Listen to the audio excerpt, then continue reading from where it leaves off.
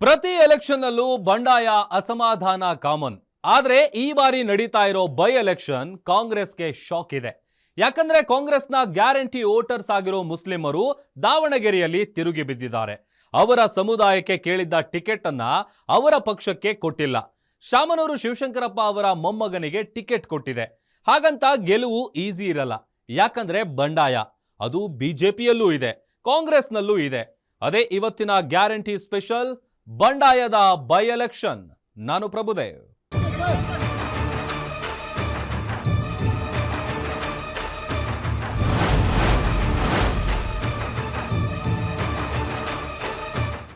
ಶಾಮನೂರು ಶಿವಶಂಕರಪ್ಪ ಅವರ ಮೊಮ್ಮಗ ಸಮರ್ಥ್ ದಾವಣಗೆರೆ ದಕ್ಷಿಣ ಕ್ಷೇತ್ರದ ಕಾಂಗ್ರೆಸ್ನ ಕ್ಯಾಂಡಿಡೇಟ್. ನಾಮಪತ್ರ ಸಲ್ಲಿಸುವಾಗ ಜಮೀರ್ ಅಹಮದ್ ಅವರು ಬೆಂಗಳೂರಲ್ಲೇ ಇದ್ರು. ಅವರು ಬಂದಿದ್ರೆ ಮುಸ್ಲಿಮರಿಗೆ ಹೋಗ್ತಾ ಇದ್ದ ಮೆಸೇಜ್ ಬೇರೆ. ಜೊತೆಗೆ ಶಾಮನೂರು ಶಿವಶಂಕರಪ್ಪ ಅವರ ಶಿಷ್ಯ ಅಂತಾನೆ ಕರೆಸಿಕೊಳ್ತಿದ್ದ ಸಾದಿಕ್ ಪೈಲ್ವಾನ್ ಅವರು ಇಂಡಿಪೆಂಡೆಂಟ್ ಆಗಿ ಕಂಟೆಸ್ಟ್ ಮಾಡಿದ್ದಾರೆ. ಶಾಮನೂರು ಸಮರ್ಥ್ ಭವಿಷ್ಯ ಡಿಸೈಡ್ ಮಾಡ್ತಾರ ಜಮೀರ್ ಅಹಮದ್.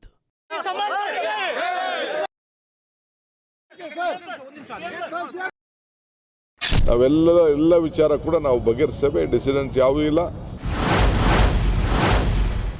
ಮೇಟಿ ಕುಟುಂಬದ ತಿಕ್ಕಾಟ, ಯಾರಿಗೆ ವರ ಯಾರಿಗೆ ಶಾಪ.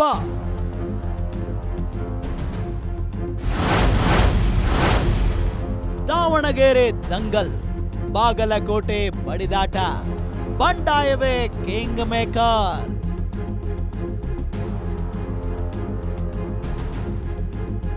ನಾನು ಬಂಡಾಯ ಅಭ್ಯರ್ಥಿಯಾಗಿ ನಾನು ಚುನಾವಣೆಯಲ್ಲಿ ಮಾಡ್ತೇನೆ. ರಾಜ್ಯದಲ್ಲೀಗ ಬೈ ಎಲೆಕ್ಷನ್ ಬಿಸಿ. 2 ಕ್ಷೇತ್ರಗಳಲ್ಲಿ ನಾಮಪತ್ರ ಸಲ್ಲಿಕೆಯಾಗಿದೆ. ಒಂದೊಂದು ಕ್ಷೇತ್ರವು ಒಂದೊಂದು ರೀತಿ. ದಾವಣಗೆರೆ ದಕ್ಷಿಣ ಕ್ಷೇತ್ರದ ಲೆಕ್ಕ ಒಂದಾದ್ರೆ ಬಾಗಲಕೋಟೆ ಲೆಕ್ಕಾಚಾರವೇ ಬೇರೆ.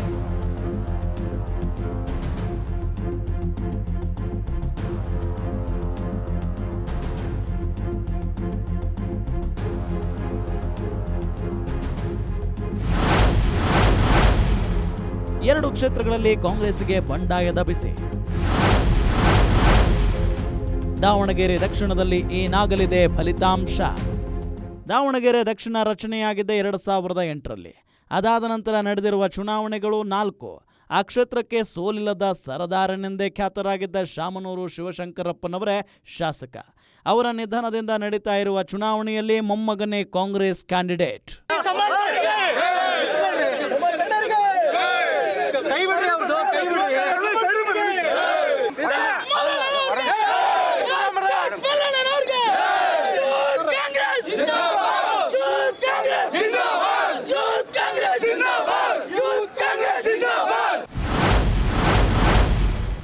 ತಾತನ ಖ್ಯಾತಿ ಉಳಿಸ್ತಾರ ಮೊಮ್ಮಗ ಸಮರ್ಥ್. ಸಚಿವ ಶಾಮನೂರು ಮಲ್ಲಿಕಾರ್ಜುನ್, ಸಂಸದೆ ಪ್ರಭಾ ಮಲ್ಲಿಕಾರ್ಜುನ್ ಪುತ್ರ ಸಮರ್ಥ್ಗೆ ಈಗಿನ್ನೂ 25 ವರ್ಷ. ಟಿಕೆಟ್ ಘೋಷಣೆ ಗೊಂದಲವಾದ ಹಿನ್ನೆಲೆಯಲ್ಲಿ ಈಗಾಗಲೇ 2 ನಾಮಪತ್ರ ಸಲ್ಲಿಸಿದ್ದ ಸಮರ್ಥ್ ಮಲ್ಲಿಕಾರ್ಜುನ್ ಇದೀಗ 3ನೇ ಬಾರಿ ಕಾಂಗ್ರೆಸ್ ಪಕ್ಷದ ಬಿ ಫಾರ್ಮ್ನೊಂದಿಗೆ ನಾಮಪತ್ರ ಸಲ್ಲಿಸಿದ್ದಾರೆ.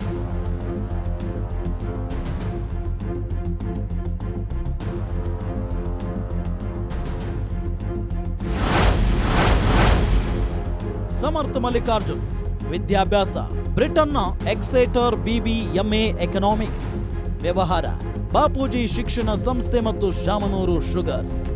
ರಾಜಕೀಯ ತಂದೆ ತಾಯಿಯ ಜೊತೆ ಪ್ರಚಾರ ಮಾಡಿದ್ದ ಅನುಭವ. ಒಟ್ಟು ಆಸ್ತಿ 4.25 ಕೋಟಿ. ಅಪರಾಧ ಹಿನ್ನೆಲೆ ಯಾವುದೇ ಕ್ರಿಮಿನಲ್ ಕೇಸ್ ಇಲ್ಲ. ವೈವಾಹಿಕ ಜೀವನ ಮದುವೆಯಾಗಿಲ್ಲ, ಅವಿವಾಹಿತ. ಕುಟುಂಬ ತಂದೆ ಮಲ್ಲಿಕಾರ್ಜುನ್, ತಾಯಿ ಪ್ರಭಾ, ತಂಗಿ ಸೃಷ್ಟಿ, ತಮ್ಮ ಶಿವು.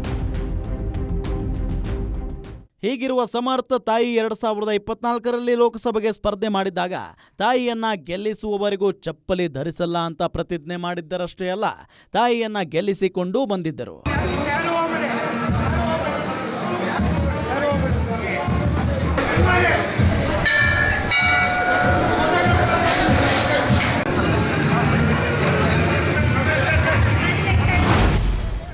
ಯುಗಾದಿ ದಿನ ನಾಮಪತ್ರ ಸಲ್ಲಿಸಿದ್ದ ಸಮರ್ಥ್ ಈಗ ಮತ್ತೊಮ್ಮೆ ಸಿಎಂ ಡಿಸಿಎಂ ಜೊತೆ ನಾಮಪತ್ರ ಸಲ್ಲಿಸಿದ್ದಾರೆ.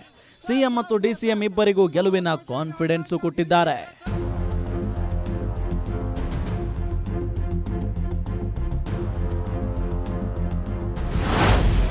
ಬಸವರಾಜ್ ಮಗ, ದೇವೇಗೌಡ ಅಲ್ಲ ಕುಮಾರಸ್ವಾಮಿ ಮಗ, ಅವ್ರನ್ನೇ ಸೋಲಿಸ್ತಿದ್ವು ನಾವು.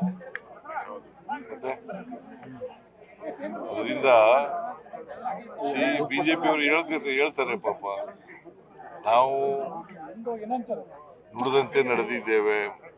ಇವತ್ತು ನಮ್ಮ ಯುವ ನೇತ ವಿದೇಶದಲ್ಲಿ ಕಲಿತು ಗ್ರಾಮೀಣ ಜನರ ಮತ್ತು ನಗರ ಜನರ ಸೇವೆಯನ್ನು ಮಾಡಬೇಕು ಅಂತೇಳಿ ತಂದೆ ಆದಂಥ ಆಸೆ ಆಕಾಂಕ್ಷೆ ಇಟ್ಕೊಂಡು ಸಮಾಜ ಸೇವೆ ಮಾಡಬೇಕು ಅಂತ ಹೇಳಿ ಅವರ ವಿದೇಶಕ್ಕೆ ಮತ್ತೆ ವಿದ್ಯಾಭ್ಯಾಸಕ್ಕೆ ಕಳಿಸ್ಬೇಕು ಅಂತ ಇದ್ದಾಗ ನಮ್ಮ ಶಿವಶಂಕರಪ್ಪನವರು ಇಲ್ಲ, ನೀನು ಇಲ್ಲೇ ಕಲಿತು ಇಲ್ಲೇ ವ್ಯವಹಾರ ವಹಿವಾಟೆಲ್ಲ ನೀನು ಮಾಡು ಅಂತೇಳಿ ಅವನಿಗೆ ಮಾರ್ಗದರ್ಶನವನ್ನು ಕೊಟ್ಟು ಇಲ್ಲಿ ಬಿಟ್ಟಿದ್ರು.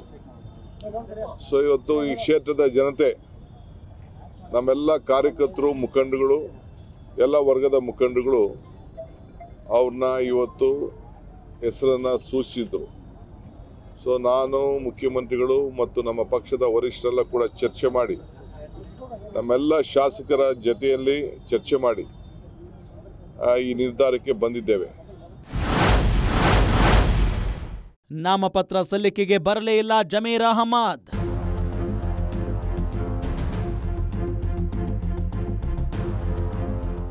ಶಾಮನೂರು ಶಿವಶಂಕರಪ್ಪ ಅವರ ನಿಧನದಿಂದ ತೆರವಾಗಿರುವ ಕ್ಷೇತ್ರದಲ್ಲಿ ಗೆಲುವು ಅಷ್ಟು ಸುಲಭ ಅಲ್ಲ. ಯಾಕಂದ್ರೆ ಶಾಮನೂರು ಶಿವಶಂಕರಪ್ಪ ಅವರ ಗೆಲುವಿಗೆ ಯಾರ್ಯಾರು ಹೆಗಲು ಕೊಡ್ತಿದ್ರೋ ಅವರೇ ಈಗ ರೆಬಲ್ ಆಗಿದ್ದಾರೆ. ಪಕ್ಷದ ವಿರುದ್ಧವೇ ತೊಡೆ ತಟ್ತಾ ಇದ್ದಾರೆ. ಹೈಕಮಾಂಡ್ಗೆ ಡೋಂಟ್ ಕೇರ್ ಅಂತಿದ್ದಾರೆ. ಎಲ್ಲದಕ್ಕಿಂತ ಹೆಚ್ಚಾಗಿ ನಾಮಪತ್ರ ಸಲ್ಲಿಕೆಗೆ ಜಮೀರ್ ಅಹಮದ್ ಬಂದಿಲ್ಲ.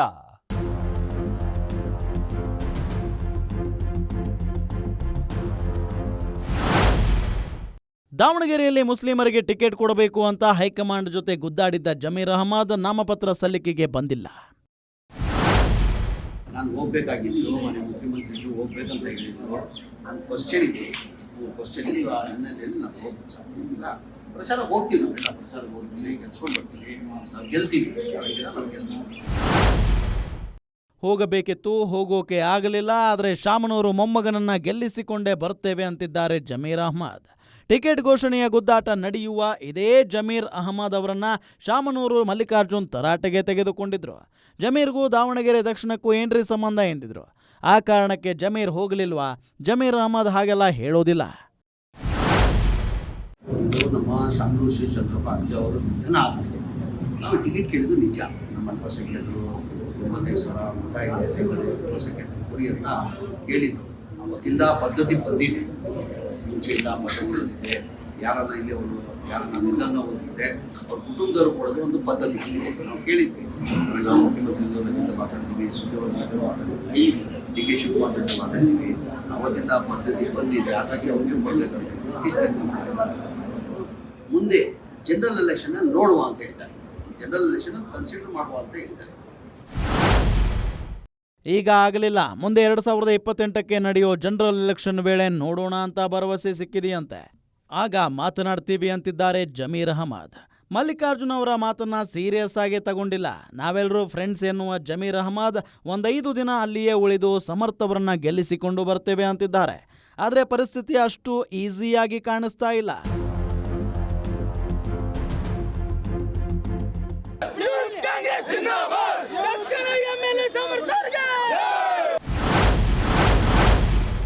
ಕಾಂಗ್ರೆಸ್ ವಿರುದ್ಧ ಬಂಡಾಯ ಎದ್ದ ಶಾಮನೂರು ಶಿಷ್ಯ ಸಾದಿಕ್ ಪೈಲ್ವಾನ್. ಶಾಮನೂರು ಶಿವಶಂಕರಪ್ಪ ಅವರ ಶಿಷ್ಯ ಬಳಗದಲ್ಲಿ ಒಬ್ಬರಾಗಿರೋ ಸಾದಿಕ್ ಶಿವಶಂಕರಪ್ಪ ಅವರ ಗೆಲುವಿಗೆ ಈ ಹಿಂದಿನ ಚುನಾವಣೆಗಳಲ್ಲಿ ಹೆಗಲು ಕೊಟ್ಟಿದ್ದವರು.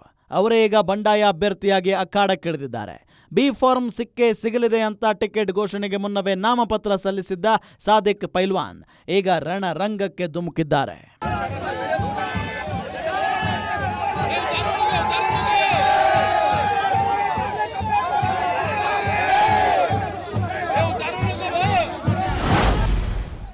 ಈ ಬಾರಿ ದೊಡ್ಡ ಮಟ್ಟದಲ್ಲಿ ಬೃಹತ್ ಮೆರವಣಿಗೆಯಲ್ಲಿ ಜನಸಾಗರದೊಂದಿಗೆ ಬಂದು ಮತ್ತೊಮ್ಮೆ ನಾಮಪತ್ರ ಸಲ್ಲಿಸಿದ್ದಾರೆ. ಬಂಡಾಯ ಅಭ್ಯರ್ಥಿಯಾಗಿರ್ತಕ್ಕಂಥ ಸಾದಿಕ್ ಪೈಲ್ವಾನ್ ಅವ್ರನ್ನ ಮಾತ್ರ ಶಬ್ದವನ್ನ ಏನು ಹೇಳ್ತಾರೆ ಅಂತ ಸರ್ ಹೇಳೀಗ. ಈಗ ಬಂಡಾಯ ಅಭ್ಯರ್ಥಿ ಇದು ಕಾಂಗ್ರೆಸ್ ಯಾವ ಮಟ್ಟಕ್ಕೆ ಎಫೆಕ್ಟ್ ಬೀಳ್ತದೆ ಸರ್? ನನ್ನ ಗೆಲುವು ಸರ್, ಯಾರ್ದು ಎಫೆಕ್ಟ್ ಬೀಳ್ತೈತಿ ಇಲ್ಲ ಅದು ದೇವ್ರಿಗೆ ಗೊತ್ತು. ನನಗೆ ದೇವ್ರು ಆಶೀರ್ವಾದ ಮಾಡಿದ್ದಾನೆ, ನನಗೂ ಜನಗಳು ಆಶೀರ್ವಾದ ಮಾಡಿದ್ದಾರೆ ದಕ್ಷಿಣ ಕ್ಷೇತ್ರದ್ದು. ನಾನು ಗೆಲುವು ಖಚಿತ ಅಂತೇಳಿ ನಾನೆಲ್ಲ ಬಂಡಾಯ ಅಭ್ಯರ್ಥಿ ಅಂತೇಳಿ ಅರ್ಜಿಯನ್ನು ಸಲ್ಲಿಸಿದ್ದೀನಿ. ಖಂಡಿತವಾಗೂ ಗೆಲ್ತಾನೆ ಅಂತೇಳಿ ನನಗೆ ಭರವಸೆ ಇದೆ ಸರ್. ಅಲ್ಲ ಸರ್, ಈಗ ನೀವು ಶಾಮನೂರು ಶಿಷ್ಯಂಗರ ಪಟ್ಟ ಶಿಷ್ಯ ಆಗಿರ್ತಕ್ಕಂಥದ್ದು ಹೌದು ಸರ್, ಕಡೆಗಣಿಸ್ತಾರೆ ಅಂತಂದ್ರೆ ಯಾವ ಮಟ್ಟಕ್ಕೆ ನ್ಯಾಯ ಸಿಗುತ್ತೆ? ಹೌದು ಇರ್ತದೆ ಸರ್. ಅವ್ರು ಇರ್ತಿದ್ರೆ ನಮ್ಮನ್ನು ಮನವರಿಸ್ತಿದ್ರು. ಅವರೆಲ್ಲ ಹಂಗಲ್ಲ ಹಿಂಗಲ್ಲ ಅಂತ ಹೇಳ್ತಿದ್ರು. ಆಯ್ತು ಅಣ್ಣಾರೆ ಅಂಥೇಳಿ ನಾವು ಅಲ್ಲೇ ತಲೆ ಬಾಗಿಸ್ಕೊಂಡು ಬರ್ತಿದ್ವಿ. ಈಗ ನಮ್ಮ ರಾಜಕೀಯ ಗುರುಗಳು ನಿಧಾನ ಆಗಿದ್ರಿಂದ ಈಗ ನಮ್ಮ ಹಿಂದೆ ಮುಂದೆ ಯಾರು ಇಲ್ದಂಗೆ ಆಗೈತಿ. ಅದಕ್ಕೋಸ್ಕರ ನಾವು ಬಂಡಾಯ ಅಭ್ಯರ್ಥಿ ಹಾಕಿ ನಾನು ನಿಂತಿದ್ದೇನೆ ಸರ್. ಈಗ ಸಿಎಂ ಮತ್ತು ಡಿಸಿಎಂ ಅವ್ರು ಬಂದ್ಬಿಟ್ಟು ಮನವೊಲಿಸುವ ಕೆಲಸವನ್ನು ಮಾಡ್ತೀವಿ, ಈ ಬಾರಿ ಮತ್ತೆ ಕಾಂಗ್ರೆಸ್ ತರ್ತೀವಿ ಅಂತ ಹೇಳಿದ್ರು. ಮಾತಾಡಿದ್ಮೇಲೆ ನಿಮ್ಮನ್ನು ಫೋನ್ ಮಾಡಿ ಕರೆದು ಮಾತಾಡ್ತೀವಿ. ಶಾಮನೂರು ಶಿವಶಂಕರಪ್ಪನವರೇ ನನ್ನ ರಾಜಕೀಯ ಗುರು. ಅವರು ಇದ್ದಿದ್ದರೆ ಸಮಸ್ಯೆಯೇ ಇರ್ತಾ ಇರಲಿಲ್ಲ ಎನ್ನುವ ಸಾದಿಕ್ ಪೈಲ್ವಾನ್ ಅವರು ಸ್ವಲ್ಪ ಮೆತ್ತಗಾದಂತೆ ಕಂಡರೆ ಆಶ್ಚರ್ಯ ಅನ್ನಿಸಲ್ಲ. ಸಿಎಂ ಅಥವಾ ಡಿಕೆ ಮಾತನಾಡಿದರೆ ಸರಿ ಹೋಗುತ್ತಾ? ಯಾಕಂದ್ರೆ ಅವರಿನ್ನೂ ಸಿಎಂ ಸಿದ್ದರಾಮಯ್ಯ ಅಥವಾ ಡಿಸಿಎಂ ಡಿಕೆ ಶಿವಕುಮಾರ್ ಕರೆದು ಮಾತನಾಡ್ತಾರೆ ಅನ್ನೋ ನಂಬಿಕೆಯಲ್ಲಿದ್ದಾರೆ. ಮಾತನಾಡಿದ ನಂತರ ಯಾವ ನಿರ್ಧಾರ ಹೊರಬೀಳುವುದೋ ಗೊತ್ತಿಲ್ಲ. ಶನಿವಾರವಷ್ಟೇ ಯಾವುದೇ ಕಾರಣಕ್ಕೂ ನಾಮಪತ್ರ ವಾಪಸ್ ಪಡೆಯಲ್ಲ ಎನ್ನುತ್ತಿದ್ದ ಸಾದಿಕ್ ಪೈಲ್ವಾನ್ ಈಗ ತುಸು ಮೆತ್ತಗಾದಂತೆ ತೋರುತ್ತಿದ್ದಾರೆ. ಬಹುಶಃ ಮಾತನಾಡಿದರೆ ಸರಿ ಹೋಗಬಹುದು. ಎಲ್ಲರೂ ಕೂಡ ದಲಿತರು, ಹಿಂದುಳಿದವರು, ಬಡವರು, ರೈತರು, ಅಲ್ಪಸಂಖ್ಯಾತರು ಎಲ್ಲರೂ ಕೂಡ ನಮ್ಮ ಪರ ಇದ್ದಾರೆ. ಈ ಮಧ್ಯೆ ನಮ್ಮ ಎಲ್ಲ ಮುಸಲ್ಮಾನ್ ಶಾಸಕರು, ನಮ್ಮ ನಾಯಕರುಗಳು, ಅವರೆಲ್ಲ ಜನಸಂಖ್ಯೆ ಸ್ವಲ್ಪ ಇದೆ, ನೀವು ಅವಕಾಶ ಮಾಡಿಕೊಡ್ಬೇಕು ಅಂತ ಹೇಳಿ ಅವ್ರಿಗೆ ಮನವಿಯನ್ನು ನಮಗೆ ಮಾಡಿದರು. ಸೊ ನಾವು ಕೆಲವು ಲೆಕ್ಕಾಚಾರ ಎಲ್ಲ ನಾವು ನೋಡಿದು. ನಮ್ಮ ಕಾಂಗ್ರೆಸ್ ಪಕ್ಷದ ಮೊದಲಿಂದ ಕೂಡ ಒಂದು ಪದ್ಧತಿ ಇದೆ. ಹಿಂದೆ ಕೂಡ ಈ ವಿಚಾರ ಬಂದಾಗ ನಾವು ನಮ್ಮ ಪಕ್ಷದ ಮುಖಂಡರಂತ ಅಲ್ಪಸಂಖ್ಯಾತ ಅಧ್ಯಕ್ಷರಂತ ನಮ್ಮ ಇವರಿಗೆ ನಮ್ಮ MLC ಮಾಡಿ ಅವ್ರಿಗೆ ಜಬ್ಬಾರ್ಗೆ MLC ಅನ್ನು ಕೂಡ ನಾವು ಮಾಡಿದ್ದು. 3 ಬಾರಿ MLC ಮಾಡಿದ್ದು. ಸೊ ಮುಂದೆ ಕೂಡ ಅನೇಕ ಅವಕಾಶಗಳು ಪ್ರತಿ ಸಂದರ್ಭದಲ್ಲೂ ಕೂಡ ರಾಜ್ಯಸಭೆಗಾಗಲಿ ವಿಧಾನ ಪರಿಷತ್ ಆಗಲಿ ಚೇರ್ಮನ್ಗಳಾಗಲಿ ಅತಿ ಹೆಚ್ಚಾಗಿ ನಾವು ನೇಮಕವನ್ನು ಮಾಡಿಕೊಂಡು ಆ ಸಮಾಜಕ್ಕೆ ನ್ಯಾಯವನ್ನು ಕೊಡುವಂಥ ಕೆಲಸವನ್ನು ನಾವು ಮಾಡಿಕೊಂಡು ನಾವು ಬಂದಿದ್ದೇವೆ. ಅವ್ರನ್ನೆಲ್ಲ ಕೂಡ ಸೇರಿಸ್ಕೊಳ್ಬೇಕು. ನಾನು ಮತ್ತೆ ಬಂದು ಅವ್ರಿಗೆ ನಾನೆಲ್ಲ ಮತ್ತೆ ಪ್ರತ್ಯೇಕವಾಗಿ ಅವ್ರಿಗೆ ನಾನು ಮಾತಾಡ್ತೀನಿ. ಡಿಕೆ ಶಿವಕುಮಾರ್ ಅವರ ಮಾತನ್ನ ಸ್ವಲ್ಪ ಸೂಕ್ಷ್ಮವಾಗಿ ಅಬ್ಸರ್ವ್ ಮಾಡಿದ್ರೆ ಮುಸ್ಲಿಮರಿಗೆ ರಾಜ್ಯಸಭೆ ಮೇಲ್ಮನೆಯಲ್ಲಿ ಹೆಚ್ಚಿನ ಅವಕಾಶ ಕೊಡೋ ಪ್ಲಾನ್ ಇದ್ದರೂ ಆಶ್ಚರ್ಯ ಇಲ್ಲ. ಕೆಪಿಸಿಸಿ ಅಧ್ಯಕ್ಷರು ಆಗಿರೋ ಡಿಕೆ ಶಿವಕುಮಾರ್ ಅವರಿಗೆ ಅಧ್ಯಕ್ಷರಾಗಿ ಅವರು ಎದುರಿಸ್ತಾ ಇರೋ ಕಡೆಯ ಎಲೆಕ್ಷನ್ ಇದಾದರೂ ಆಗಬಹುದು. ಸ್ವಲ್ಪ ದಿನಗಳಲ್ಲಿ ಎಲ್ಲವೂ ಕ್ಲಿಯರ್ ಆಗುವ ಸೂಚನೆಯಂತೂ ಕೊಟ್ಟಿದ್ದಾರೆ. ಈ ರಾಜಕೀಯದಲ್ಲಿ ಅವ್ರು ಕೇಳೋಂಥ ಹಕ್ಕುಗಳು ಎಲ್ಲ ಇದ್ದೇ ಇರ್ತದೆ. ರಾಜಕೀಯದಲ್ಲಿ ಅವ್ರು ಕೇಳಬೇಕು, ಕೇಳೋದೇನು ತಪ್ಪಿಲ್ಲ. ಎಲ್ಲರೂ ಕೇಳ್ತಾರೆ, 16 ಜನ ಕೇಳ್ತಾರೆ, ಇರ್ತಾರೆ, ಪಕ್ಷಕ್ಕೋಸ್ಕರ ದುಡಿದಿರ್ತಾರೆ.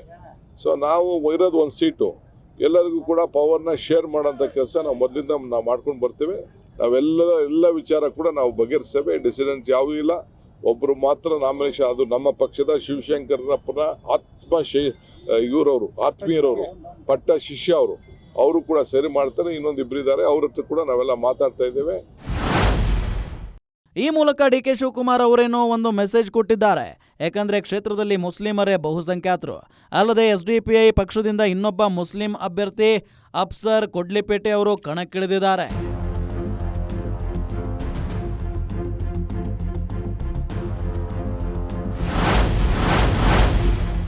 ಕಾಂಗ್ರೆಸ್ಗೆ ಏಕೆ ಟೆನ್ಷನ್ ಅಂದ್ರೆ ಸಾದಿಕ್ ಪೈಲ್ವಾನ್ ಶಾಮನೂರು ಶಿಷ್ಯ. ಹೀಗಾಗಿ ಎಲ್ಲಾ ಸಮುದಾಯಗಳಲ್ಲೂ ಮಿತ್ರರಿದ್ದಾರೆ.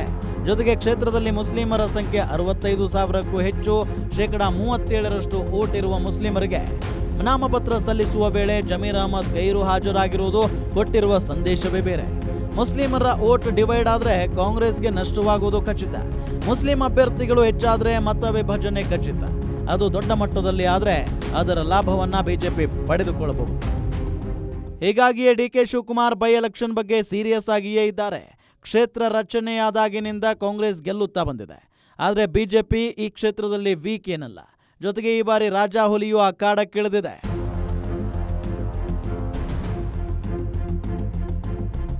ದಾವಣಗೆರೆ ದಕ್ಷಿಣ ಕ್ಷೇತ್ರಕ್ಕೆ ರಾಜಾಹುಲಿ BS ಯಡಿಯೂರಪ್ಪನವರು ಅಖಾಡಕ್ಕೆ ಇಳಿದಿದ್ದಾರೆ.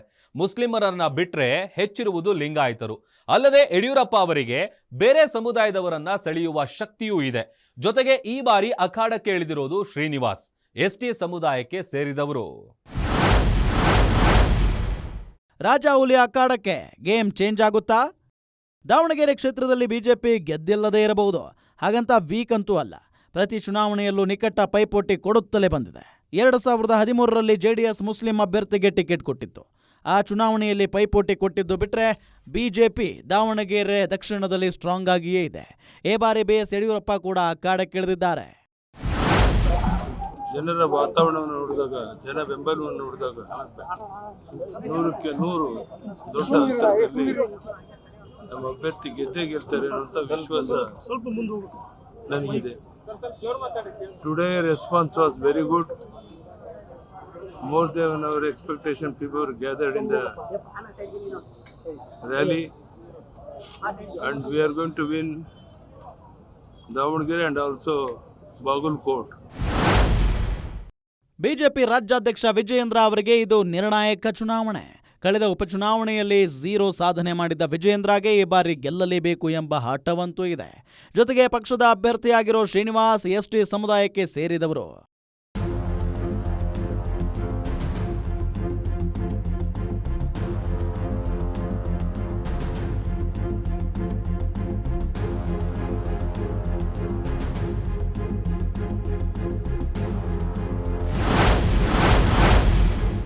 ಬಿಜೆಪಿಯ ಶ್ರೀನಿವಾಸ್ ಪ್ಲಸ್ ಏನು ಅಂದ್ರೆ ಅವರು ST ಸಮುದಾಯಕ್ಕೆ ಸೇರಿದವರು. ದಾವಣಗೆರೆಯಲ್ಲಿ ಲಿಂಗಾಯತರು ಮತ್ತು ಮುಸ್ಲಿಮರ ನಂತರ 3ನೇ ಅತಿ ದೊಡ್ಡ ಸಮುದಾಯ ST ಮತದಾರರೇ 31,000ಕ್ಕೂ ಹೆಚ್ಚಿದ್ದಾರೆ. ಲಿಂಗಾಯತರು 37,000 ಇದ್ದಾರೆ. ಶ್ರೀನಿವಾಸ್ ಮುಸ್ಲಿಮರಲ್ಲೂ ಜನಪ್ರಿಯ ನಾಯಕ. ಯಡಿಯೂರಪ್ಪ ಅವರ ಬಗ್ಗೆ ಈಗಲೂ ಮುಸ್ಲಿಮರಲ್ಲಿ ಸಾಫ್ಟ್ ಕಾರ್ನರ್ ಇದೆ. ಇದೆಲ್ಲವೂ ಪ್ಲಸ್ ಆಗಿ ಬಿಜೆಪಿ ಗೆಲುವಿನ ಪತಾಕೆ ಹಾರಿಸಿದರೆ ಆಶ್ಚರ್ಯ ಪಡಬೇಕಿಲ್ಲ. ಶಕ್ತಿ ದೇವತೆ ತಾಯಿ ದುರ್ಗಾಂಬಿಕಾ ದೇವಸ್ಥಾನದಿಂದ ಮೆರವಣಿಗೆ ಬಂದು ನಮ್ಮ ರಾಜ್ಯದ ಮುಖಂಡರಾಗಿರ್ತಕ್ಕಂಥ ಯಡಿಯೂರಪ್ಪನವರು, CT ರವಿ ಅವರು, ಶ್ರೀರಾಮುಲು ಅವರು, GM ಸಿದ್ದೇಶ್ವರವರು, BP ಹರೀಶ್ ಅವರು, ರೇಣುಕಾಚಾರ್ಯರು ಮತ್ತು ಇನ್ನಿತರ ಎಲ್ಲ ಶಾಸಕರು, ಸಂಸದರು, ಮಾಜಿ ಸಚಿವರು ಎಲ್ಲರೂ ಕೂಡ ಆಗಮಿಸಿದ್ದಾರೆ. ದಾವಣಗೆರೆಯಲ್ಲಿ ಬಿಜೆಪಿ ಬಂಡಾಯ ಶಮನವಾಯ್ತಾ? ಶ್ರೀನಿವಾಸ್ ಅವರ ಜೊತೆ ಕರ್ನಾಟಕ ಬಿಜೆಪಿಯ ಟಾಪ್ 1 ಲೀಡರ್ ಯಡಿಯೂರಪ್ಪ ಅವರಷ್ಟೇ ಅಲ್ಲ, ಭಿನ್ನ ಮತದ ಕಹಳೆ ಊದುತ್ತಿದ್ದ ಸಿದ್ದೇಶ್ವರ್, BP ಹರೀಶ್, ವಿಜಯೇಂದ್ರ ಜೊತೆಗೆ ನಿಂತಿದ್ದ ರೇಣುಕಾಚಾರ್ಯ, ಹೀಗೆ ಎಲ್ಲಾ ನಾಯಕರು ಬಂದಿದ್ದಾರೆ. ಹೀಗಾಗಿ ಬಿಜೆಪಿಯಲ್ಲಿ ಒಗ್ಗಟ್ಟಿನ ಮಂತ್ರ ದೊಡ್ಡದಾಗಿಯೇ ಇದೆ. ಆದರೆ ಅವರಿಗೆ ಎದುರಾಗಿ ನಿಂತಿರೋದು ಸಮರ್ಥ ಮಲ್ಲಿಕಾರ್ಜುನ್, ಹಾಲಿ ಮಂತ್ರಿ ತಂದೆ, ಹಾಲಿ ಸಂಸದೆ ತಾಯಿ. ದಾವಣಗೆರೆ ಕ್ಷೇತ್ರದ ಜನಾನುರಾಗಿ ನಾಯಕರಾಗಿದ್ದ ಶಿವಶಂಕರಪ್ಪ ಅವರ ಹೆಸರು ಇದೆ. ಸಾವಿನ ಅನುಕಂಪವೂ ಕೆಲಸ ಮಾಡಲಿದೆ. ಟೆನ್ಷನ್ ಇರೋದು ಬಂಡಾಯ ಎದ್ದಿರುವ ಮುಸ್ಲಿಂ ಮುಖಂಡರ ವಿಷಯದಲ್ಲಿ ಮಾತ್ರ.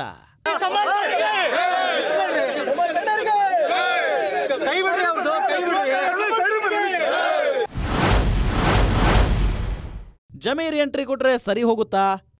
ಸಿದ್ದರಾಮಯ್ಯ ಮತ್ತು DK ಶಿವಕುಮಾರ್ ನಿರೀಕ್ಷೆಯೂ ಅದೇ ಇದ್ದಂತೆ ಕಾಣ್ತಾ ಇದೆ. ಜಮೀರ್ ಅಹಮದ್ ಬಂಡಾಯ ಎದ್ದಿರುವ ಮುಸ್ಲಿಂ ಮುಖಂಡರನ್ನ ಮನವೊಲಿಸಿ ಅವರು ನಾಮಪತ್ರ ವಾಪಸ್ ತೆಗೆದುಕೊಳ್ಳುವಂತೆ ಆದರೆ ಸಾಕು, ಕಾಂಗ್ರೆಸ್ ಗೆಲುವು ಸಲೀಸಾಗಲಿದೆ. ಆದರೆ ಮುನಿಸಿಕೊಂಡವರನ್ನ ಒಲಿಸಿಕೊಳ್ಳುವುದು ಅಷ್ಟು ಸುಲಭ ಅಂತೂ ಅಲ್ಲ.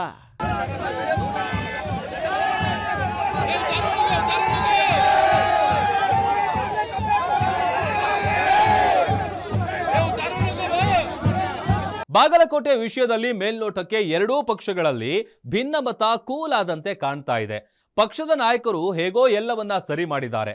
ನಾಮಪತ್ರ ಹಂಚಿಕೆ ಮುಕ್ತಾಯವಾಗಿದೆ. ಆದರೆ ಭಿನ್ನಮತ ತಣ್ಣಗಾದ ಕೂಡಲೇ ಎಲ್ಲವೂ ಸರಿ ಹೋಗೋದಿಲ್ಲ.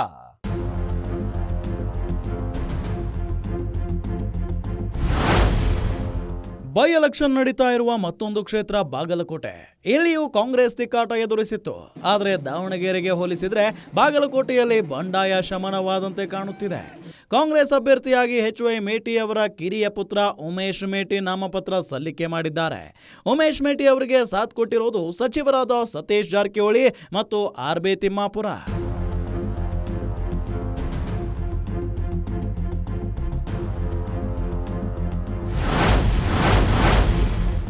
ಸಿಎಂ DCM ಜೊತೆ ಎರಡನೇ ಬಾರಿಗೆ ನಾಮಪತ್ರ. ಉಮೇಶ್ ಮೇಟಿ ಅವರು ಅದಾದ ನಂತರ ಸಿಎಂ ಸಿದ್ದರಾಮಯ್ಯ ಮತ್ತು DCM DK ಶಿವಕುಮಾರ್ ಜೊತೆಯಲ್ಲೂ ಮತ್ತೊಮ್ಮೆ ನಾಮಪತ್ರ ಸಲ್ಲಿಕೆ ಮಾಡಿದ್ದಾರೆ.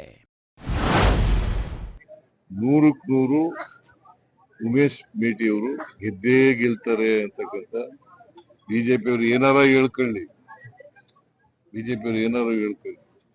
ಯಾಕೆಂತಂದ್ರೆ ಅವ್ರ ಅಪಪ್ರಚಾರಕ್ಕೆಲ್ಲ ಜನ ಮನ್ನಣೆ ಕೊಡಲ್ಲ ಅಂತಕ್ಕಂಥದ್ದು ಈಗಾಗಲೇ ಸಾಬೀತಾಗಿದೆ. ಅದರಿಂದ ಅವ್ರು ಏನ್ ಹೇಳಿದ್ರು ಕೂಡ ಸುಳ್ಳು ಹೇಳೋದು. ಅವ್ರ ಜಾಯಮಾನ ಏನಪ್ಪಾ ಅಂತಂದ್ರೆ ಸುಳ್ಳು ಹೇಳೋದು.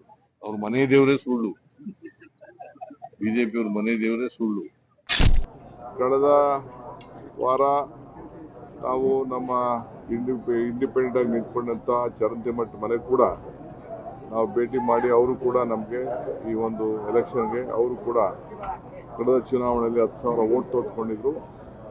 ಅವರು ಕೂಡ ನಮಗೆ ಬೆಂಬಲವನ್ನು ಕೊಡಲಿಕ್ಕೆ, ನಮ್ಮ ಜೊತೆ ಸೇರಿ ಕೆಲಸ ಮಾಡಲಿಕ್ಕೆ ಅವರು ಒಪ್ಪಿದ್ದಾರೆ.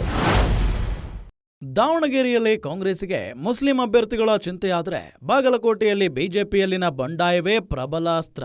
ಅದರಲ್ಲೂ ಮಲ್ಲಿಕಾರ್ಜುನ್ ಚರಂತಿಮಠ, ಡಿಕೆ ಶಿವಕುಮಾರ್ ಹೇಳ್ತಾ ಇರೋ ಮಲ್ಲಿಕಾರ್ಜುನ್ ಚರಂತಿಮಠ ಬಿಜೆಪಿ ಅಭ್ಯರ್ಥಿಯಾಗಿರೋ ವೀರಣ್ಣ ಚರಂತಿಮಠ ಅವರ ಸಹೋದರ.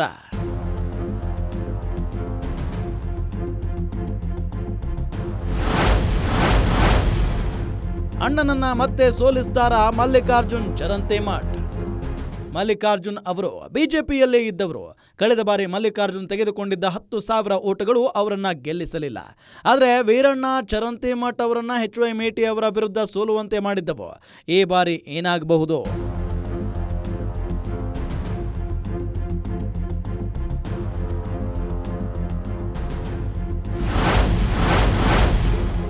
ಮೇಟಿ ಕುಟುಂಬದ ಒಗ್ಗಟ್ಟು, ತಮ್ಮನ ಗೆಲುವಿಗೆ ಪ್ರತಿಜ್ಞೆ. ಮೇಟಿ ಕುಟುಂಬದಲ್ಲಿ ಟಿಕೆಟ್ ಯಾರಿಗೆ ಎಂಬ ಬಗ್ಗೆ ದೊಡ್ಡ ಮಟ್ಟದ ಚರ್ಚೆಯಾಗಿತ್ತು. ಮಹಾದೇವಿ, ಬಾಯಕ್ಕ, ಮಲ್ಲಿಕಾರ್ಜುನ್ ಮತ್ತು ಉಮೇಶ್ ನಡುವೆ ಸ್ವತಃ ಸಿಎಂ ಮಾತುಕತೆ ನಡೆಸಿ ಉಮೇಶ್ ಅವರಿಗೆ ಟಿಕೆಟ್ ಫೈನಲ್ ಮಾಡಿದ್ರು. ಈಗ ಕುಟುಂಬದ ಬಿಕ್ಕಟ್ಟು ಬಗೆಹರಿದಿದ್ದು ಅದು ಕಾಂಗ್ರೆಸ್ಸಿಗೆ ಹೇಗೆ ವರವಾಗುತ್ತೆ ಅನ್ನೋದನ್ನ ಕಾದು ನೋಡ್ಬೇಕಷ್ಟೇ. ಬಾಗಲಕೋಟೆ ಹಾಗೂ ದಾವಣಗೆರೆ ದಕ್ಷಿಣ ವಿಧಾನಸಭಾ ಕ್ಷೇತ್ರ ಎರಡೂ ಚುನಾವಣೆಗಳನ್ನ ನಾವು ಸವಾಲಾಗಿ ಸ್ವೀಕಾರ ಮಾಡಿದ್ದೇವೆ. ಪಕ್ಷದ ನಮ್ಮ ಕಾರ್ಯಕರ್ತರು, ಬಿಜೆಪಿ ಮತ್ತು ಜೆಡಿಎಸ್ ಪಕ್ಷದ ಎರಡೂ ಪಕ್ಷದ ಕಾರ್ಯಕರ್ತರು ಒಟ್ಟಾಗಿ ಒಂದಾಗಿ ಈ ದುಷ್ಟ ಕಾಂಗ್ರೆಸ್ ಸರ್ಕಾರದ ವಿರುದ್ಧ ನಾವು ಗೆದ್ದೇ ಗೆಲ್ಬೇಕು ಅನ್ನೋ ಒಂದು ಸಂಕಲ್ಪವನ್ನು ತೊಟ್ಟು ಅಖಾಡಕ್ಕಿಳಿದಿರುವಂತದ್ದು. ಮತ್ತೊಂದು ಕಡೆ ಈ ಕ್ಷೇತ್ರದ ಪ್ರಜ್ಞಾವಂತ ಮತದಾರರು ಬದಲಾವಣೆಯನ್ನ ಬಯಸ್ತಾ ಇದ್ದಾರೆ.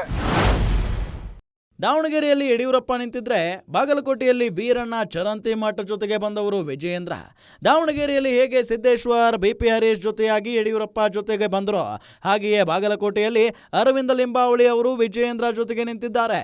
ಆದರೆ ಸಮಸ್ಯೆ ಇರೋದು ಮಲ್ಲಿಕಾರ್ಜುನ ಚರಂತಿಮಠ ಅವರು ಬಿಜೆಪಿಗೆ ಯಾವ ಮಟ್ಟಿಗೆ ಚಾಲೆಂಜ್ ಹಾಕಬಹುದು ಎಂಬುದಷ್ಟೇ. ಇವರು ಬಿಡ್ಲಾರ್ದವರು, ಅವರು ಕೊಡ್ಲಾರ್ದವರು. ಇವರು ತಮ್ಮ ಹಾಗೆ ಜಗಾಟದಲ್ಲಿ ಅಭಿವೃದ್ಧಿ ಕೆಲಸ ಎಲ್ಲ ನಿಂತು ಹೋಗ್ಯದ. ಆಮೇಲೆ ಇಲ್ಲಿ 3 ವರ್ಷನೂ ನಾವು ನೋಡಿದ್ವಿ ಕಾಂಗ್ರೆಸ್ ಪಾರ್ಟಿಗೆ ಯಾರ ವಾರಸ್ದಾರ ಅದಾರೋ ಇಲ್ಲೋ ಅನ್ನೋದು ನಮಗೆ ತಿಳಿಯಲಾರ್ದಂಗ ಆಗ್ಯದ. ಯಾರು ಇದನ್ನ ನಡ್ಸಕತ್ತಾರ ಈ ಕ್ಷೇತ್ರವನ್ನ? ಆ ಶಾಸಕರಿದ್ದಾಗೂ ಅದೇ ತರ. ಬಾಗಲಕೋಟೆ ಜಾತಿ ಲೆಕ್ಕ: ವೀರಶೈವ ಲಿಂಗಾಯತ 80,000, ಕುರುಬ 40,000, ಮುಸ್ಲಿಂ 25,000, SC ST 58,000, ಇತರರು 45,000. ಗೆಲುವಿನ ಅವಕಾಶ ಎರಡೂ ಪಕ್ಷಗಳಿಗಿದೆ. ಎರಡೂ ಪಕ್ಷಗಳಿಗೆ ವೈಮನಸ್ಸುಗಳು ಇವೆ. ಬಿಜೆಪಿಗೆ ಪ್ಲಸ್, ಆಂತರಿಕ ಭಿನ್ನಮತ ಮರೆತು ಒಗ್ಗಟ್ಟು. ಶಿವಾಜಿ ಜಯಂತಿ ಗಲಭೆ ಎಫೆಕ್ಟ್, ಹಿಂದೂಗಳ ಒಗ್ಗಟ್ಟು ಸಾಧ್ಯತೆ. ರಾಜ್ಯ ಸರ್ಕಾರದ ವಿರುದ್ಧದ ಅಸಮಾಧಾನದ ಅಲೆ. ಬಿಜೆಪಿಗೆ ಮೈನಸ್, ಸ್ಥಳೀಯ ನಾಯಕರ ಭಿನ್ನಾಭಿಪ್ರಾಯ. ಚರಂತಿಮಠ್ ಕುಟುಂಬದೊಳಗಿನ ತಿಕ್ಕಾಟ. ಕಾಂಗ್ರೆಸ್ಗೆ ಪ್ಲಸ್, HY ಮೇಟಿ ಸಾವಿನ ಅನುಕಂಪ. ಸಿದ್ದರಾಮಯ್ಯ ಜೊತೆಗಿನ ಆಪ್ತ ಸಂಬಂಧ. ಕಾಂಗ್ರೆಸ್ ಪಕ್ಷವೇ ಅಧಿಕಾರದಲ್ಲಿರುವುದು. ಕಾಂಗ್ರೆಸ್ಗೆ ಮೈನಸ್, ಟಿಕೆಟ್ ಹಂಚಿಕೆಗೂ ಮುನ್ನ ಟಿಕೆಟ್ ಕಚ್ಚಾಟ. ಟಿಕೆಟ್ ವಂಚಿತರು ಕೈ ಕೊಡುವ ಆತಂಕ. ಇದು ಮೇಲ್ನೋಟಕ್ಕೆ ಕಾಣುತ್ತಿರುವ ವಿಷಯಗಳಷ್ಟೇ. ಸತೀಶ್ ಜಾರಕಿಹೊಳಿ ಪ್ರಕಾರ ಇದು ಜಾತಿ ಮೇಲೆ ನಡೆಯುವ ಚುನಾವಣೆಯಲ್ಲ. ಬಿಜೆಪಿಯವರ ಪ್ರಕಾರವೂ ಜಾತಿ ಮೇಲೆ ಎಲೆಕ್ಷನ್ ನಡೆಯಲ್ಲ. ಆದರೆ ವಾಸ್ತವದಲ್ಲಿ ಎಲೆಕ್ಷನ್ ನಡೆಯುವುದು ಹೇಗೆ ಅನ್ನೋದು ಜನರಿಗೆ ಗೊತ್ತು. ರಿಸಲ್ಟ್ ಏನಾಗಬಹುದು ಅದು ಮೇ 4ಕ್ಕೆ ಗೊತ್ತಾಗಲಿದೆ.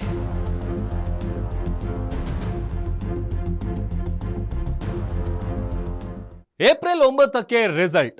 ಅದುವರೆಗೂ ನಡೆಯೋ ಎಲ್ಲಾ ಪೊಲಿಟಿಕಲ್ ಗೇಮ್ಗಳನ್ನ ಇನ್ ಡೀಟೇಲ್ ಆಗಿ ಗ್ಯಾರಂಟಿ ನ್ಯೂಸ್ ಕೊಡ್ತಾನೆ ಇರುತ್ತೆ.